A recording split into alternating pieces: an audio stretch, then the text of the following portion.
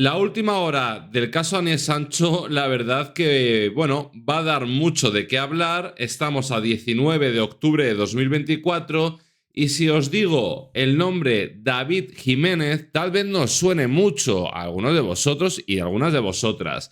David Jiménez es un periodista y escritor español, ha sido reportero de guerra, corresponsal, director del periódico español El Mundo, columnista en The New York Times, enviado especial que cubrió conflictos en más de 30 países, incluidos Afganistán, Corea del Norte o Birmania. Bueno, pues David Jiménez ha ofrecido una entrevista y lo que ha dicho del caso Daniel Sancho, a ver, no es ninguna sorpresa para muchas de las personas que hemos seguido el caso y muchas de las personas que están aquí en este canal, en nuestra comunidad, en Hablando Claro. Pero sí que es cierto que David Jiménez, bueno, lo diga en un medio con tanta exposición, pues es bastante relevante y va a dar mucho que hablar. Cómo le intentaron manipular para que suavizase y romantizase a Danielito. Lo vamos a ver todos juntos. Si os gusta el vídeo, botón de like, suscripción totalmente gratuita. Y muchas gracias, comunidad, por el apoyo diario. Esta entrevista la he hecho en el canal que yo creo que todos conocéis, The Wild Project. Y ha sucedido lo siguiente. Madre mía, qué vergüenza. Por así, ¿eh? Vamos a mover por ahí. Que es muy curioso, todo ahí. Para bien y para mal es muy curioso. Es el caso de Daniel Sancho, ¿no? Que ha sido súper viral porque claro, es curioso que el hijo de un actor, que encima es un chico guapo, va a Tailandia, resulta que tiene una relación erótico-sexual con un médico colombiano, ¿era? Colombiano. Bueno, es cierto que, bueno, Jordi Wild se deja muchos flecos porque Jordi Wild no se ha dedicado al caso. Es un usuario que tal vez no se haya dedicado al caso, ¿vale? Pero lo que va a decir David Jiménez... Edwin Arrieta, que acaba en un asesinato y posterior descuartización del cuerpo. Es que todo es el argumento de la nueva serie de Netflix. O sea, es que tal cual, es un argumento esto para cualquier serie. Pero es real. Y a ti yo creo que no te gustó mucho cómo se trató el tema en la prensa. ¿Por qué? Porque de alguna forma se romantizó el ideal de un descuartizador.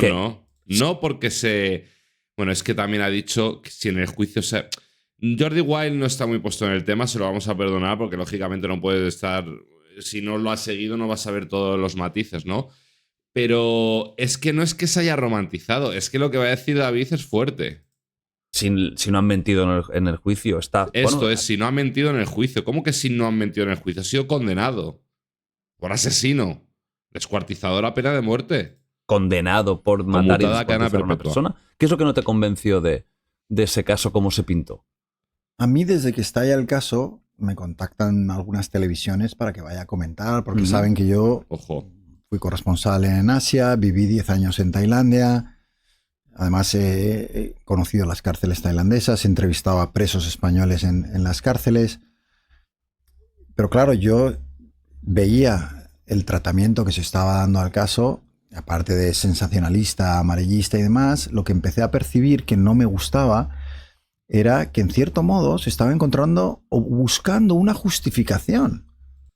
Ojo a esto, ojo, que va a levantar ampollas porque aunque es algo que aquí en nuestra comunidad lo tenemos claro, ya veréis lo que va a decir ahora, claro, que lo diga David Jiménez, que como os digo ha sido director de un periódico tan importante en España como El Mundo, columnista de New York Times, escritor, reportero de guerra, corresponsal, que lo diga este señor que le han llamado para participar en, bueno, supongo que en Juntos, en Mañaneros, en Vamos a Ver, en toda esta tropa que ha blanqueado a Daniel Sancho y que diga David abiertamente que él no le gustó porque se estaba intentando buscar una justificación para un brutal asesinato y lo que va a decir ahora, pues, va a levantar ampollas, claro. Para la persona que había descuartizado, ¿no? Y bueno, es que le tenía chantajeado, es que a lo mejor había una relación de abusos, o sea, sin conocer cómo era esa relación, porque solo la conocen ellos. Hubo un intento de exculpación un poco chauvinista, ¿no? Del español y un poco clasista también, en cierto modo, ¿no? ¡Anda! ¿Clasistas? ¿Os acordáis el presentador de Código 10 que os puse aquí un clip con un programa que se llama Sálvame, que a muchos lo conoceréis, ¿no? Pues que ahora está en YouTube, que dijo abiertamente, le preguntó, oye, si hubiese sido la víctima española y el asesino el colombiano, ¿la prensa lo hubiese tratado distinto? Y dijo abiertamente que sí, o sea, sin cortarse un pelo. Y encima lo decía como argumentando que era lo normal. No, señor, será lo normal en su casa, en la casa de las personas que nos enseñan educación y valores. No es normal lo que usted dice. David Jiménez, continúa, por favor. Hijo de, como tú has dicho, de actores, de una familia bien, guapo. Bueno, pues vamos a intentar justificar en cierto modo lo que ha hecho, ¿no? Eso a mí me parece inaceptable, ¿no? Aquí hay una víctima claramente y hay un culpable que ha sido declarado culpable, pero es que él mismo confesó. Luego se produce lo que yo considero un... Perdón, confesó y lo tenemos grabado en vídeo. O sea, no es que sea el papelito, es que lo vimos. Pero es que, de verdad, tenéis que ver el vídeo hasta el final, es fuerte. Disparate legal, porque la familia contrata a unos abogados españoles que se presentan en Tailandia y de repente, claro, cualquiera que haya vivido en Tailandia dice, esto es el mayor error posible. Y creo que Fran de la Jungla, que vive allí, que ya hemos hablado de él alguna vez, y cuando vivía en Tailandia... Tú lo descubriste, sí, televisivamente. Lo descubrí, pero luego teníamos trato y tal, y nos hemos llevado muy bien y tal. Y él te dirá lo mismo, que es un disparate montar tu defensa legal con un equipo español. Porque eso, en la cultura tailandesa, ya vienen aquí los blancos occidentales a decirnos cómo son las cosas, es un error absoluto. Todo el peso de esa defensa la tenía que haber hecho un abogado y un equipo de abogados tailandés. Ya, pero David, yo creo que David no ha caído, oye, con todo el respeto a David y a todo el mundo, pero yo creo que no ha caído en que la prepotencia de los Sancho no conoce límites y que el juicio que realmente interesaba, porque sabían que en Tailandia estaba perdido, y esta es mi opinión personal, en mi libertad de pensamiento y opinión, que todavía hay en este país, yo pienso que sabían que el juicio en Tailandia estaba perdido, pero tenían que ganar el juicio en España. Y muchos de vosotros diréis, ¿pero qué juicio en España, Javi? Hombre, pues el juicio de no arruinar la imagen pública de Rodolfo Sancho con el asesinato de su hijo, que por otro lado se la ha arruinado. Porque en vez de pedir perdón y agachar la cabeza, pues se ha comportado como un Superman, un Madelman. Nadie le ha discutido que defendiese a su hijo, faltaría más. Es su hijo, ¿no? Por muy asesino descuartizador que sea. Pero la forma en que lo hizo. Y por eso no hicieron caso a Silvia Bronchalo. Y por eso no hicieron caso al abogado tailandés. Seguimos. Eso lo sabe cualquiera que conozca Tailandia. Pero bueno, se hace de otra manera. La cosa es que según avanzaba el tiempo, esta justificación del crimen, en cierto modo, va en aumento, sobre todo en programas de televisión. Y a mí me estaba resultando muy incómodo. Entonces, claro, cuando me llamaban, oye, ¿quieres aparecer en este programa o esto? Pues no quiero. De hecho, es la primera vez, yo creo, que hablo del caso Sancho aquí en tu podcast. Ahí hay, yo creo, un error inicial y aquí voy a ser un poco juzgón, ¿no? Bueno, es casi imposible no serlo, ¿no? Cuando es un tema tan viral y tan mediático, sí, ¿verdad? Pero de dejadez de la familia en la educación de Sancho, ¿no? O sea, yo creo que se ve claro que... ¡Uf! Cuidado. A ver, ¿qué suena por aquí?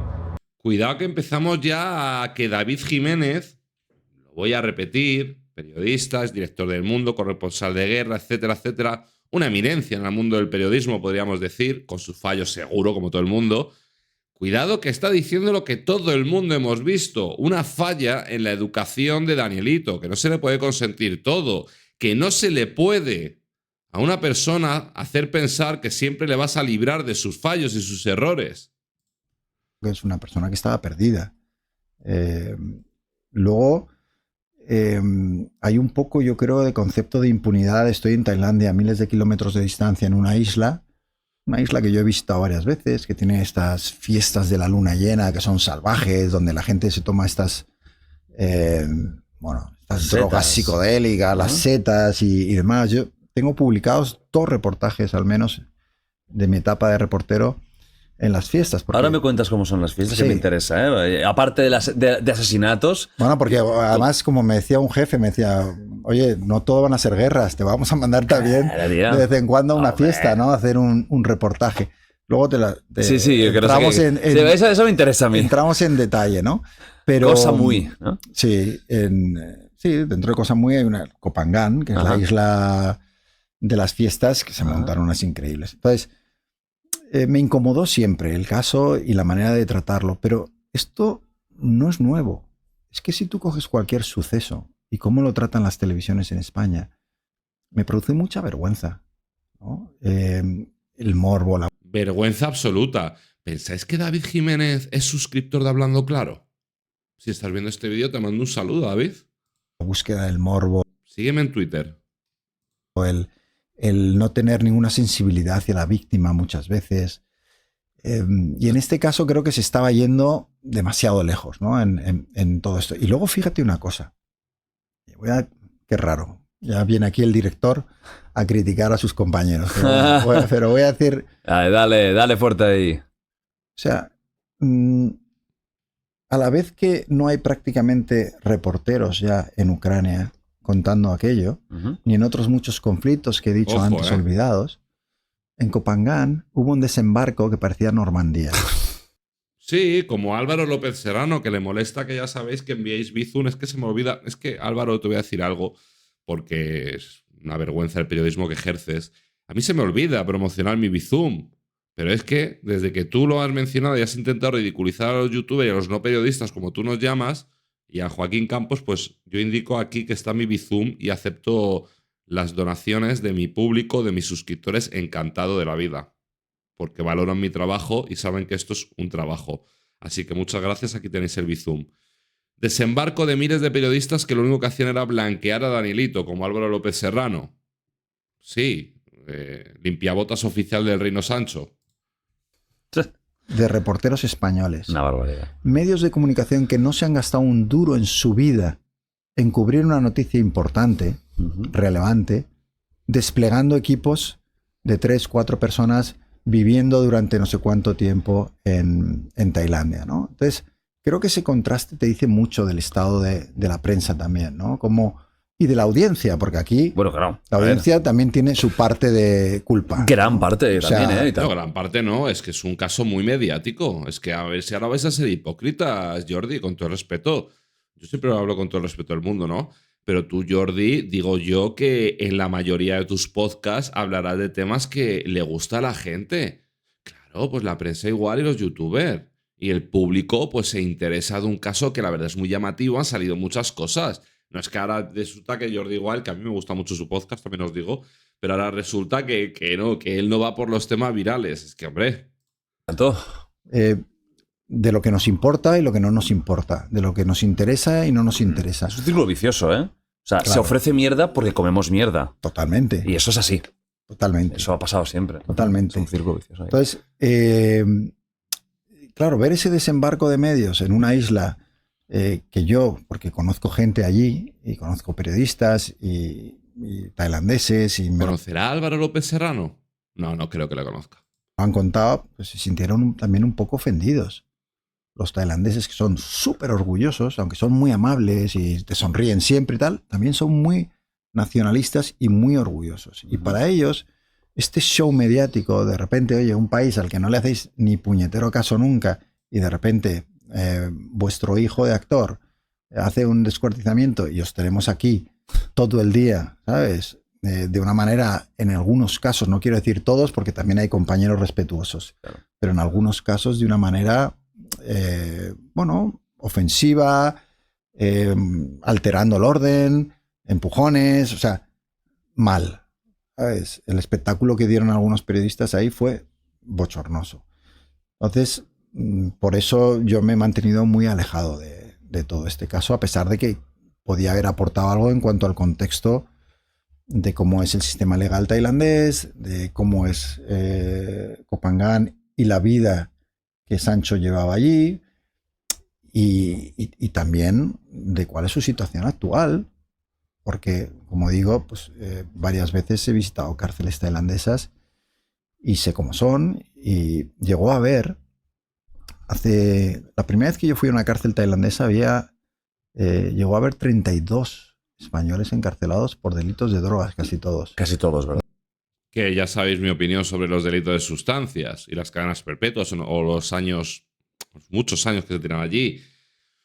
Yo creo que las sustancias es un delito que también hace mucho daño a las personas, pero yo sí que pues, sería capaz de perdonar a las personas que han traficado con esas sustancias hasta cierta escala, es decir, no los que ordenan asesinatos y todas estas cosas, sino a escala un poco más baja. Yo creo que sí que son delitos que se pueden reinsertar en la sociedad, ¿no? Porque con Daniel Sancho se está hablando mucho de cómo se va a reinsertar Daniel en la sociedad en unas condiciones tan malas. Yo creo que lo de las sustancias sí que se puede reinsertar, ¿verdad?